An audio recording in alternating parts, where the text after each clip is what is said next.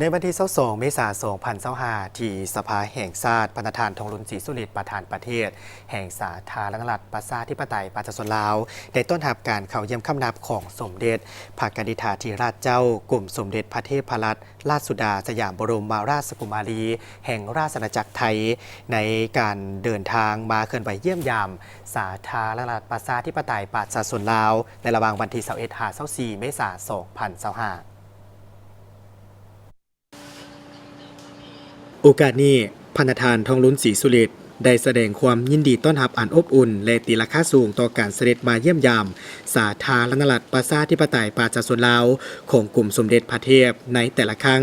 รวมทั้งในครั้งนี้มันมีความหมายความสำคัญที่สุดเพราะเป็นการประกอบส่วนอันสำคัญเขาในการส่งเสริมมิตรภาพและการร่วมมืออันดีงามระหว่างสองประเทศและประชาชนสองชาติลาวไทยให้นับมือนับแน่นแฟ้น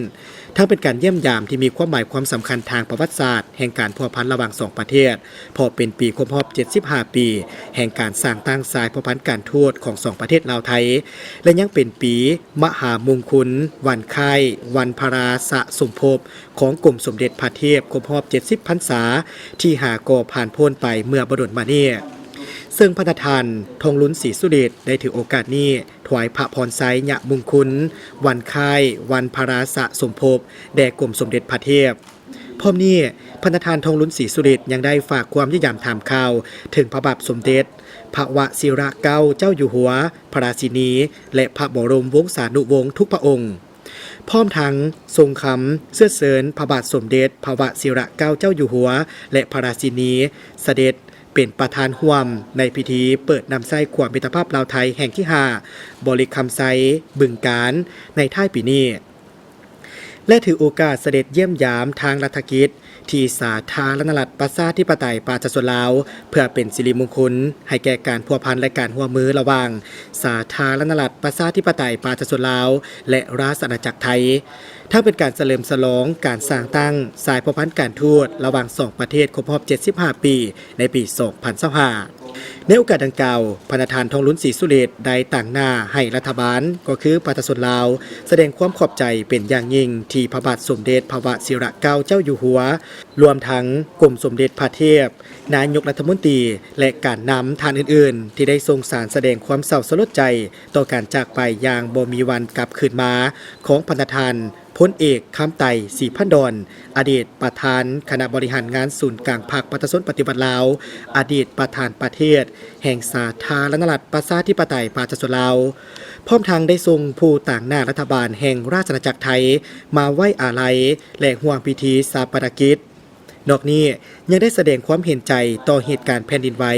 อยู่ราชอาณาจักรไทยในวันที่28 มีนาคม 2025ที่ผ่านมาซึ่งได้เห็นให้มีผู้ได้รับบาดเจ็บและเสียชีวิตสูญหายและทรัพย์สินของประชาชนและพื้นฐานโครงลางจำนวนหนึ่งได้รับความเสียหายพันธานประธานประเทศแห่งสาธารณรัฐประชาธิปไตยประชาชนลาวได้ตีราคาสูงต่อการพัวพันและการร่วมมือลาวไทยที่ได้มีการพันขยายและเติบใหญ่ขยายตัวตลอดระยะ75 ปีที่ผ่านมาซึ่งความเอาทุกของเขตเวียกงานผ่านกลไกการร่วมมือต่างๆนับตั้งแต่ขั้นศูนย์กลางฮอดขั้นท้องถิ่นพร้อมทั้งได้ต่างหน้าให้รัฐบาลและประชาชนลาวก็คือในนามส่วนตัวแสดงความขอบใจอย่างสูงต่อบรรดาโครงการอันเนื่องมาจากพระราชดำริของบรรดาพระบรมวงศานุวงศ์แห่งราชอาณาจักรไทยทุกพระองค์โดยเฉพาะเมนโครงการของกรมสมเด็จพระเทพ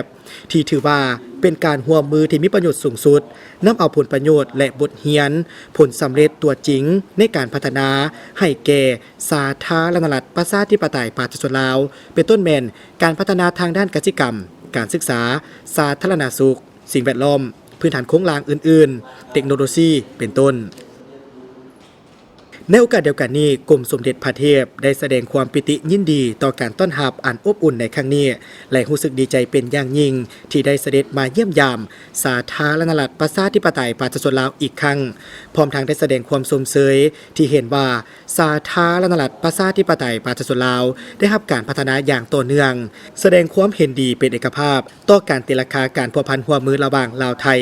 ของพันธานประธานประเทศทองลุ้นศรีสุฤทธิ์และยังแสดงความหมายมั่นว่า จะสืบต่อให้การสนับสนุนและช่วยเหลือแก่สาธารณรัฐประชาธิปไตยประชาชนลาวเพื่อประกอบส่วนเขาในการหัดแน่นและเสริมขยายสายพัวพันมิตรภาพและการร่วมมือฐานบ้านใกล้เงินเคียงที่ดีที่มีมาแต่โดนนานในตอนค่ำของวันเดียวกันที่โรงแรมสุภัตราพนทานทองลุ้นศรีสุเดชประธานประเทศแห่งสาธารณรัฐประชาธิปไตยประชาชนลาวพร้อมด้วยภรรยาและคณะได้จัดพิธีบาสีสู่ขวัญและงานเลี้ยงต้อนรับเป็นเกียรติให้แก่สมเด็จพระกนิษฐาธิราชเจ้ากรมสมเด็จพระเทพรัตนราชสุดาสยามบรมราชกุมารีแห่งราชอาณาจักรไทยพร้อมด้วยคณะด้วยบรรยากาศอันดีแห่งไมตรีจิตมิตรภาพอันอบอุ่น